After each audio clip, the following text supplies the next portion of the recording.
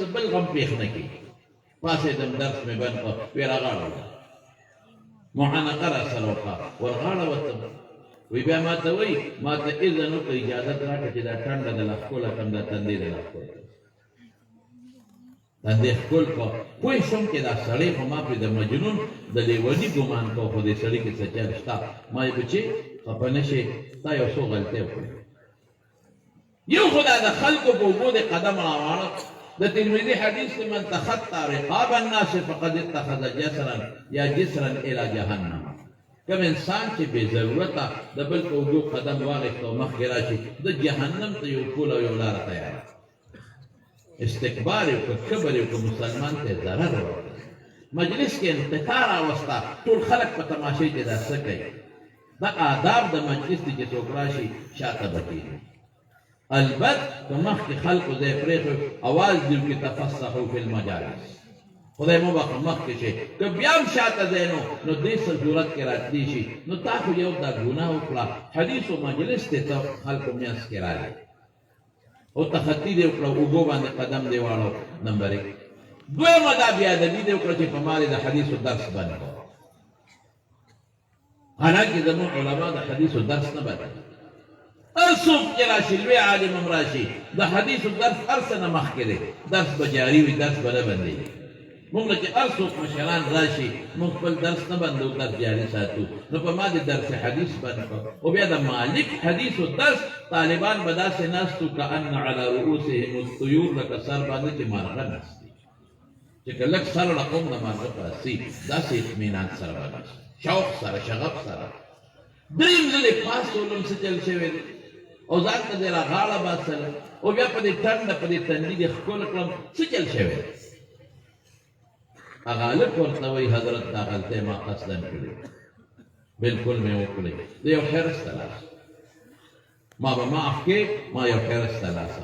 هره باندې غالب شو. او بعضې وخت په یو انسان یو خوب یو حرص غالب شي، هغه دا غلطي کوي. موږ اکثر دلته ناست یو، مجلس ته به خلک راشي راته رغاړه، دا محبت یې د خلکو کنه. یا یو ځای ته راشو راته رغاړو دي، راته رغاړو دي، دومره مو ستړي کړي چې حد نه وتو. دا د مینه د محبت دی. د ګوهاټ کې مې یو ځل بیان و، خلکو ډېره زیاته مینه کوله، یو هم راته رغاړه وته، بل هم راته ګرمي م وه، داسې شوم چې سم ستړی شوم. بیان چې مې وکړه، خلکو ډېر محبت و. چې بیان مې وکړه، مولانا حمدالله جان صاحب ډډاګی، الله دې مغفرت نصیب کړي، الله دې په قبر انوار نازل کړي. د خپلې زمانې یو ډېر لوی جامع المعقول والمنقول شخصیت، سمان زکریا صاحب رحمت الله علیه شاګرد و، مظاهر العلوم کې ترې دوره کړې وه. هغه راښکاره کړي چې په ګېټ راننوته، او چې زه ما بیان خلاص کړ تلم، اوس د خلکو بیا مټې ونغښتې، چې نو بیا راغاړه پوځي. مې خدای که دې ځل یې ووهلې که نه بس برباد. ما وی ډاګې بابا چې راغی لار ورته پرېږدی، بس خلک پاغه شو په ترغاړه وتو، زه دې غلی ووتم. ما لاچی کې بیان والته لاړم، څه موده پس راسره هغه یو مجلس کې میلاو شو، ما ته ویې لکه دا اواز ستا کړی ما نو یې زه دې په خلکو برباد کړم. خلکو په ما راغون شو، داسې کړمه، داسې زورونه یې راکړل چې بیا د ګرځېدو نو مې یا مې زه وجلم او یاد کړم. و ما پرې خپل وس مخکې کړی، مې پرې چې دا باقي پتا وکړي. بیا ما نه خبر شوې، مې نه جو چې بیان مې خلاص کړ، خلک راته رغاړه وتل، نو ناظم چغې والې چې بوډا دی، بیمار دی، خدای لپاره کې ګرمي ده، ساتې وباسئ. وی خلک نه منع کېدل. اخره کې کټ کې کېنولم او کټ یې په دیواله بل طرف ته واړو، نو ګټ دې مینه زموږ استاد و زموږ شیخ د زمانې مفتی اعظم پاکستان مفتی محمد فرید رحمت الله علیه، نو استاد مو زما شیخ هم یو ځل داسې ما څه لطیفه وویل، نو ما ته ویل دلته راشه، وی یو ځای کې ولاړ ومه، وی خلک راته رغاړه وتل، وی دوه کسه مې شاته ولاړو، وی هغه یو بل ته وی چې بیا پرې نه ورځو، وی مې چې نه بیا راباندې مه راځو، نو دا کافي دي. دا د خلکو محبت دی. مولانا رشید احمد گنگوهی رحمت الله علیه، او بیا زموږ د طالبانو مینه خو ډېره ده. مولانا رشید احمد گنگوهی رحمت الله علیه مجلس ته دغسې طالبان و عوام و تر غاړه وتل او معانقه ده خلک چغې وي جمع تیاره ده مهرباني وکړئ اقامت شروع دی خلک نه پرېږدي چې دی ورغی یو رکعت ته شوي چې مانځه کې شریک شو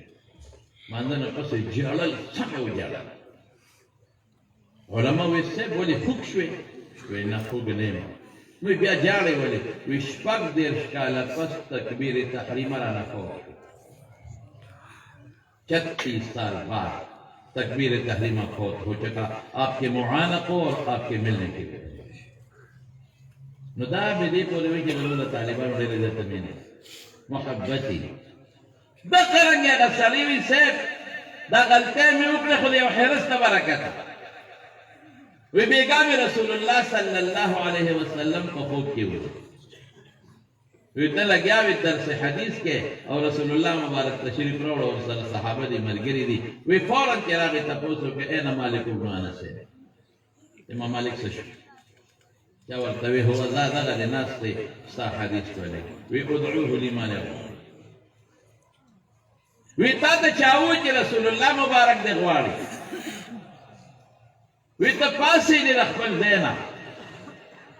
ترعد فرائصك دا قولي دي رقبيدل دا يارينا يستبر بي وجي سنگ ورغلي رسول الله مبارك دا توجي لا تخاف ونا يرين وزان تيرا غالا رسول زوري دا لدي سيني سر درکو وپدي تند پدي تندية كل قدر زر زر گرشنا صد قدر جوهر جوهري اس پیغمبر مبارک یو خان یو سردار یو نواب ځان ته نه راغاړه ورسي څوک راغاړه ورسي امام مالک هغه ته پته ده چې د ما میشن دې سړي په لاس کې نیولی دی اوس زما یو میشن دی او چا په لاس کې نیولي زما به خوښي د پیغمبر میشن سره ترکت فیکم امرین لن تدبیروا ما تمسکتم بهما دو شیان مې درته پرېښي دي چې تاسو تر څو تمسک کړي په هغې عمل مو کړي منګولې لګولي ګمراهان کېږئ به نه کتاب الله و سنت یو د الله کتاب بل زما سنت رښتیا ووایه نن د دا څیزونه چا لاس کې نیولي دي علما د دې څیزونو خدمت څوک کوي علما کوي د سنت او د کتاب دو قسمه خدمت دی یو دا چې د دې ترویج وکړي په خلکو کې دویم دا چې د دې دفاع وکړي یو باغ دی د باغ دو قسمه خدمت دی یو دا چې بوټې نال کړي بوټې نال کې اوبه ورته اچوي سره ورته اچوي دوایي پې اچوي یو دا خدمت دی دویم خدمت یې څه دی چې بار نه څوک حمله کوي چې دا بوټې در نه خراب څوک یې نه لري دا پسان او کارغان راځي میوه خرابوي غل راځي میوه غلا نه کي غل راشي بوټي در نه خراب نه کي څو قسمه خدمت دی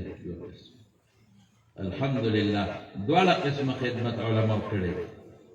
دواړه قسمه کړي دواړه قسمه کوي دلته دا خدمت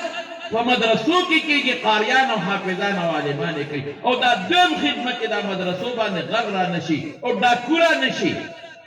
او دا میوره له خرابه نه کړي دا طالب او دا مولا مدرسه خرابه نه کړي دا خدمت سیاسي علما حضرت مفتی محمود او نن مولانا فضل الرحمن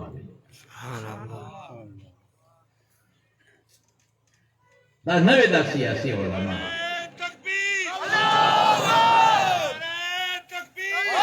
دا علما نوې نن به دا مدرسې دی نه دا بلنګي ما یو ځل مولانا صاحب مې خفه کېږم په غټ جهاد ته نه خدای لوی کار دی شکر ادا کړه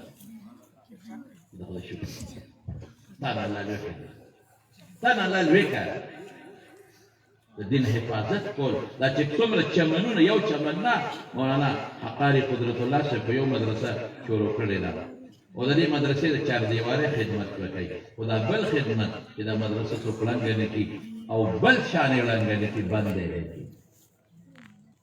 دا مولا ته څوک نقصان نه رسوي دې مدرسې ته څوک تاوان نه رسوي د دې چنده څوک بند نه کوي او دې طالب ته څوک دهشتګرد نه وایي ما دا خدمت ته کوې او یوازې د لکي مروت او د اسماعیل خان او د پېښور نه د غونډ پاکستان د مدرسو کې د خدای شکر ادا کړه چې دا خدمت ستا نه دی دا د حقیقت داسې دغه جلسه نه ده د جمعیت علما اسلام په حقیقت نه مجبور کېدل کېږي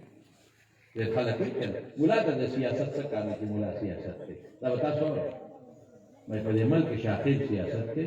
دم سیاست کوي هغه وټونو ته ودرېدی شي لواس وټونو ته ودرېدی شي ترکان وټونو ته ودرېدی شي د سکول استاد چې ریټایر شي الیکشن ته ودرېدی شي دا ملا د دې وطن دی دی ولې نشي ودرېدی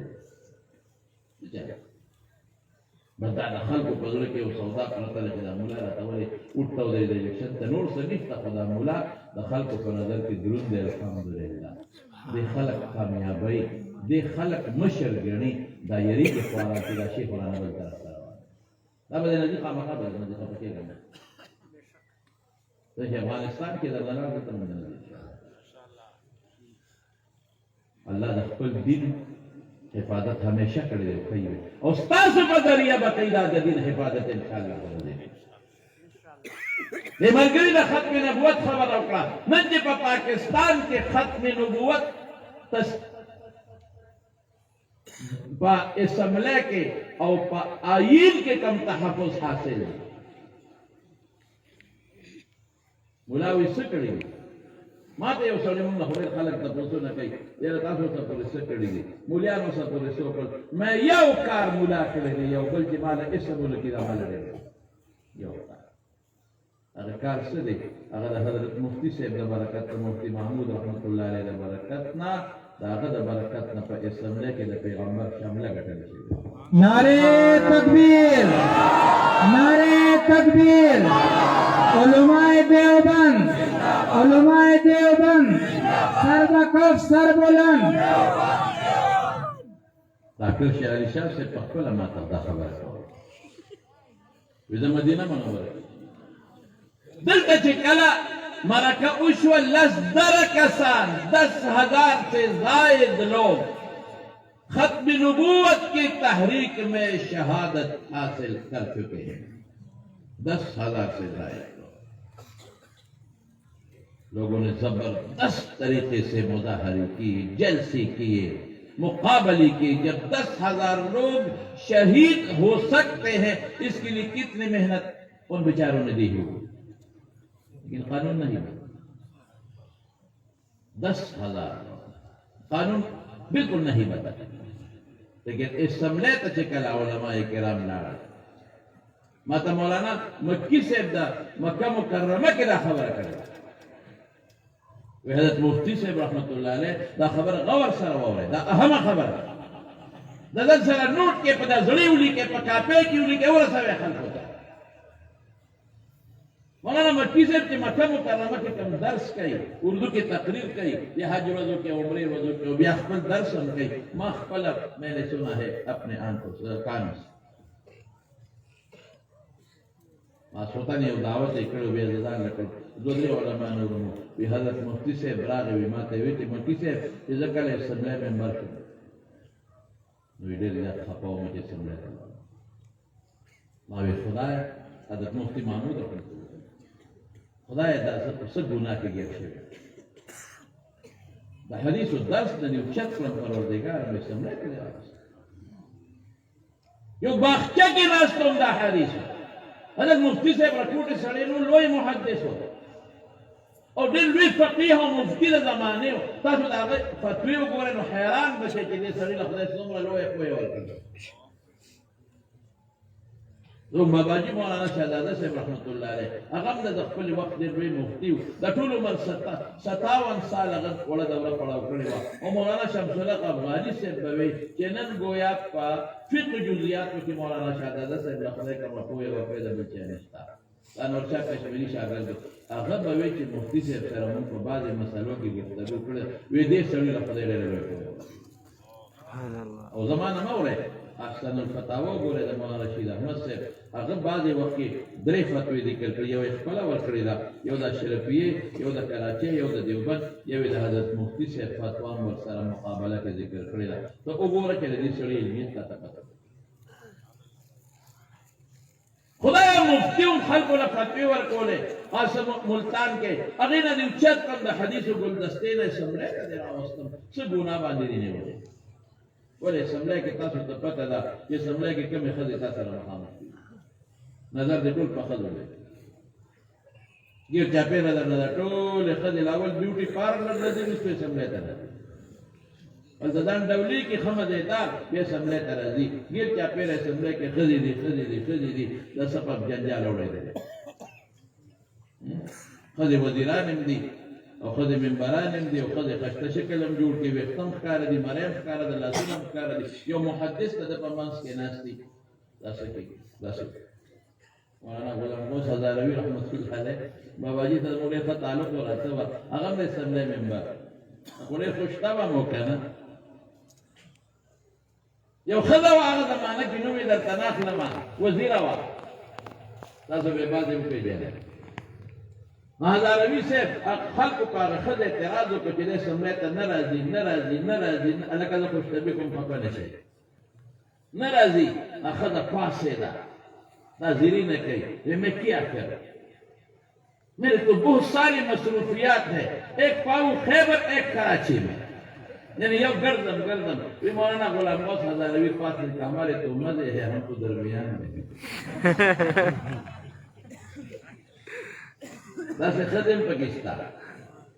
وفد راغلی وفد حضرت مفتی صاحب او هزاروي صاحب هغه کې د امریکې څوک خلکو زنانه وي هغوی به خلکو سره لاس میلاوه بوټو صاحب دا وایي مفتی صاحب هزاروي صاحب ته وایي چې دا څه غم باندې وویلي دا ظالمان خو هر چا سره لاس مې موږ ورسره څه کوو هزاروي صاحب مفتی صاحب ته دې خوا چې ما ور مخکې کړه چې سمه سمه شي هر یو خوشته وایي وایي څه چل کوي ما نه چل راځي یو سره لاس ملاوي او ښه مزېدار لاس یې لګوي تاسو انګریزان کتلي دي لاس نیسي او دا ښځې بیا دا مولیان شرموي که نه لاس نیسي داسې چې هزاروي صاحب ته راورسېد هغه ورته لاس داسې معانقې شکل یې جوړ ښځه وروسته شوه ویې کیا دا انګریزی کې وایي بوټو صاحب ورته وایي دا څه کوي او زه پوښتنې یم زموږ پښتنو ستړي مه شي داسې ښځه وروسته شوه مفتي صاحب ته اخلاص نه کړی او دوی خوشته به سره په اسمبلی کې دا قسمه ښځې وي نو حضرت مفتي صاحب څه وایي الله د ګلدستې نه دې د حدیث راوچت کړم باغچې نه دې اوچت کړم اسمبلی کې دې کېنولم ټول ورځ په ښځو نظر لګي خبرې ښځو سره ډیبېټ ښځو سره دا څه وشو ډېر به خفه وم د شپې به مې ژړل چې یا الله څه مې وکړل څه غلطي مې وکړه مدرسې نه لاړم طالبانو سره ګیرو والا سره زما قسم په خدای قسم مې درته وخوړ دلته ناست یم مونږ چې مدرسه کې طالبانو سره ناست یو قسم په خدای غټه بادشاهي دې بله نشته مونږ ډېر خوشحاله دا د پیغمبر وارثان را سره ناست دي طالبان را سره ناست دي زه دې خلکو ته وایم ظالمانو دا خوند مو نه دی لیدلی دا خوند ووینې دې بادشاهۍ نه غټه بادشاهي بله نشته د خوند صحیح کې دا خلک وایي نه که نه ډوډۍ به د کم ځای نه که بچې مو مولا که او طالب که عالم که ډوډۍ به کم ځای نه راشه ډاکټر که ډوډۍ به وي انجینیر که ډوډۍ به وي او که مولا دی که ډوډۍ به د کم ځای نه ما وي بېوقوفه ډوډۍ د چا لاس کې ده جواب راکوي چا ته ملګرو نه جواب غواړم داسې نه شوق سره جواب غواړم لاس اوچت کړئ شوق سره جواب غواړم عزت چا لاس کې دی ډوډۍ چا سره ده عزت چا سره دی ذلت چا سره دی ژوند چا سره دی شوق سره بچي چا سره دي ان من شيء الا عندنا خزائنه وما ننزله الا بقدر معلوم نو چې ارسه الله سره دي نو چې خپل دشمن کافر له ورکوي نو چې د هغه حدیثو د پیغمبر ته ناستې او قرآن ته ناستې ورکوي به که به نه ورکوي دا خام خیال دی چې نه ورکوي ډوډۍ خو موږ له خدای راکړه یوانو څه وکړه رزق خو موږ له خدای راکړه قسم په خدای موږ له خدای ډوډۍ راکړه ټول ورځ چرګان دي او ګډان دي زموږ باندې سره تاسو څه وکړه تش تور باټینګن که د دې شکل یې خدای بې خدای وایم د کچاله او لاوڼ دا ستاسو خوراک دی ستورې روجې ګډان مونږ وخوړل چرګان مونږ وخوړل غوښې درنه مونږ خلاصې کړې رزق خو مونږ وخوړل تاسو مونږ خو قسم نه یو ځای نه چې روان شو بل ځای ته رسو یو ځای ډوډۍ نو بل ځای ډوډۍ نو بل ځای چای نو چای تشه نه بیا یا لکه بس دی که نه ډېر نه دی برکت دپاره ولې غوندې دا وخوړل نو ستا برکت دی مونږ له دې خېټه برابر کړه اکثر دا طالبان او علماء ته چې ډاکټر ته لاړ شي کنه نو ډاکټر لګیا دی هغه په سټیسکوپ ګرځي یره مولوی صاحب تا کې خو څه بیماری نشته زم ډاکټر دې ستړي کړ کله ایکس رے لیکي کله الټراساوند دی کله غشي در باندې ګرځي سر نه خو پورې ستړي شو غریب دا ولي کې سم په پښتو کې ورته وایي چې ډاکټر صاحب بیګا مې شي ډېر پړ مونږ مولیان اکثر د خېټې د لاسه نه جوړ دا نورې درته نه وي ډېر د په پښتو کې دا حقیقت دی څومره علما چې ناجوړه دي دا د کثرت الطعام د وجې نه ډېر فرق دی او بې ټیمه خوراک دی ضروره سارې وخورو نو 10 بجې بیا وخورو نو غرمه بیا وخورو چې بیان ته لاړ شو بیا وخورو چې بیان خلاص شو نو بیا وخورو نو دا به ناجوړه کوي سړی ما ته یو ځل ډاکټر صاحب دارو راکړي په ناره به خورئ مې ډاکټر صاحب دا ناره څه ته وایي ته ناره نه پېژنې مې نه وایي چې سړی وږي مې خدای شته که وږی ما دا ول ماله د وږي ټیم وښایه نه سهار چې ته پاسې ته وږي نه مې ما دونه ماسخوتن خوړلي بیا پېشمني وخورم چې سهار هم اګرمي کو ناره څه ته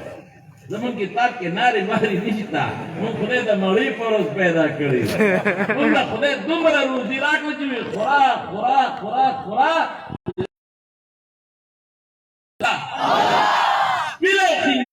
خدای ورکوي او کافر له هم ورکوي نه چې قرآن ته ناست هغه نه وینو یو ځل یو سړی ما ته راغی ما ته ویل تاسو دا ما بیان کړی مې زمونږ د مولیانو ډېرې کمې تنخواګانې 4000 او 5000 دا محترمان هم خدای ورسره وکړي هلکه خفه نه شي دا هم ډېر ظالمانې بعضې هلکه پکې بل استثنا ورکړ 15000 تنخوا او 6000 تنخوا ورکړي دا غټ شیخ الحدیث 10000 او 12000 تنخوا ده خدای ته وګوره په دې کار کې او بیان به هلکه خفه نه شي محترمان بیان وی بس اخلاص او خدای نو اخلاص کوو که نه یو 50000 تنخوا دا به خدای راولي خیر خبر کېږي بله زمونږ مقصد د الله رضا د تنخوا نه 4 او 5000 تنخوا باندې زمونږ استاد ستاسو سبق ښایي نو ما ته یو بوډا وایي دا د میاشتې مې نه دا د ورځې تنخوا خو وي د میاشتې وی په دې ګزاره کېږي ما یې بلکل پې کېږي وی په 4-5 د میاشتې تنخوا څه ګزاره کېږي مې قسم په خدای زمونږ مولیان او عالمان او حافظان په دې 5-6 تنخوا کې حجونه عمرې نه کوي سبحان الله ټول وایي الحمدلله شوق سره وایي شوق سره وایي ما حجونه عمرې پکې کوي وی دا څنګه مې په څنګه زم نه پوهېږم یو مولا به قرضداري دی ځان له محل او کور جوړوي بېله ده ځان له غټ ګاډی دي بېله ده او لور او زوی له خلک درس کې واده کوي بېله ده لیکن په ضروریاتو کې به دې قرضداري دی الحمدلله مې تاسو ټول یو لک تنخوا اخلی دلته م توره پټۍ تړلي 48 سمله کې تورې پټۍ تړلي دلته په سر کې لکه د ښځې چې بچي وشي اسمبلی کې یو ځل دقسې بعضو خلکو په تورې په چوټۍ په دلته تړلې وي لاسونه م تړلي زه چې رالم مې لکه دا څه چل شوی دی وي دا 48 دې څه مسله ده مې دا خو علاقه ښځې چې بچي وشي سر تړي بیا خفه وي تا ما پورې خندا راغله 48 کوي د پیسو دپاره کوي که نه کوي مظاهره کوي چاته به دې مونږ لیدي چې زمونږ بولایانو صاحبانو 48 کړي د پیسو ده نه الحمدلله مونږ له یې راکوي راشئ 10,000 روپۍ میاشت والی مونږ په تنګ اړېوله زمونږ نه دي پکار وی داسې حکومت به نه لیدي چې تاسو له تنخوا درکوي تاسو یې نه لې داسې حکومت به نه لیدي ګورې سم شی مې داسې مخلصین به دې نه لیدي چې ته ورکوې هغه یې درته واپس درکوي داسې به نه لیدي مونږ محتاجه یو خو دا نه ضرورت نه لري خدای راکوي نو دا څنګه مې په څنګه زر نه پوهېږم قرضداري نه یو الحمدلله ډوډۍ خدای ښه راکوي جامه خدای ښه راکوي هر څه خدای ښه راکوي دا واسکټ شو دا کمیس شو دا پټکي شو دا رومال قسم په خدای که مې پې روپۍ نه کفاره ده ستا د دې سره نوران د دې ځای نه یو هلک راپسې کېړی چارته دې ته راوړې دې ځای نه راپسې الله ښایي چې دې ځای نه به یې درلېږم اوس چې راتلم څادر مې و هغه هلک دلته راغی عبدالله نوم یې د قاري صاحب دی دا ځای کې دوکان هم دی هلته راغی دا خپل څادر د کوس سودا واچوي اوس څه کوې هغه ته خدای وړه کې واچوي یې څادر ولې مونږ خلکو له الحمدلله نو ما ته هغه وایي دا څنګه مې په څنګ نه پوهېږو چې لږ لاړو واپس راغلو 5000 روپۍ راوستې خاله مولوي صاحب دا په ما طرف نه والیکه نو چې مې جیب کې واچوي مې ته دې خواله چې مې تا وختي څه وې چې څنګه او که نو په دې نه پوهېږم مې څنګه دې ته وایي چې ستا د جیب نه وباسې مال یې راکړئ دې ته څنګه ډوډۍ روزي د چا لاس کې وایي نو چې مولا او طالب وي دا دې سوچ ته کوي چې زما ډوډۍ راکړي قسم په خدای ښه به یې درکوي 100% نه مړه 200 بټه 100% هم نه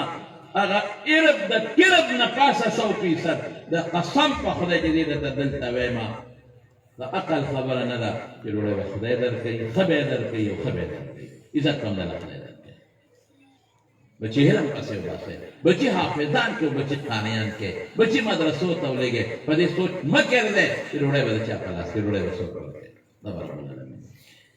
مونږ له خدای ښه ډوډۍ راکړه خسته جامه خدای راکړه قسم په خدای ښه عزت راله خدای راکړه غټ ډاکټر زما یو زوی هغه ډاکټري کوله یو کال یې په میډیکل کالج کې تېر انیس احمد یو کال ما به ورته بچې علم نه کوې وی بالکل به کوم ما سره یې وعده کړې وه ډاکټر شم هغې نه پس به علم کوم مې ټیک شو به ډاکټر شو او مثالونه به راپور پلان کې ډاکټر د علم یې وکړه نو ټیک شو خو علم به کوې یو کال یې تېر کړ ما دوی بابا دا علم به خامخا کوم مې بچې کې زما زوی خو خامخا به کوې وي دا ډاکټري به پرېږدم مې پرېږدم میډیکل کالج ته تلل ډېر ګران کار هغې پرېښود علم مې شروع کړ ما سره مدرس دی الحمدلله نو یو ډاکټر دی زما دوست دی هغه ما ته ویل انیس احمد صاحب کوم کلاس ته ورسېدم مې هغه خو علم وکړ وی ډاکټري مې پرېښېده اوهو دا دې څه وکړل